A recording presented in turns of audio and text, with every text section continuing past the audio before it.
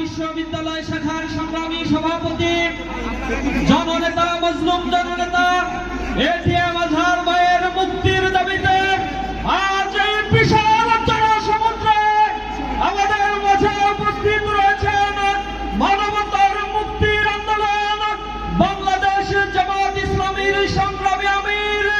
জননেতা ডক্টর শফিকুল ইসলাম সহ অন্যান্য নেতৃবৃন্দ উপস্থিত সংগ্রামী জনতা, আসসালামু আলাইকুম ওয়া রাহমাতুল্লাহি ওয়া বারাকাতুহু।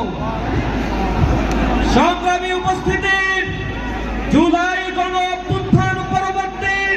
একটি বৈষম্যহীন সমাজ ব্যবস্থার জন্য যে ছাত্র জনতা বাংলার এই জনপদে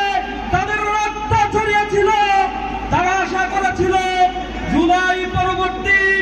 এদেশে যত বিচার জুলুম নির্যাতন নিষ্পেষণ হয়েছে তার মূলচ্ছেদ করে একটি সুন্দর সমাজ বিনির্মাণ করার জন্য আমরা এদেশে যারা রাষ্ট্র গঠন করবে তাদের দেখতে পাবো। কিন্তু বিস্ময়ের সাথে আমরা লক্ষ্য করছি অনেক রাজনৈতিক বন্দীকে মুক্তি দেওয়া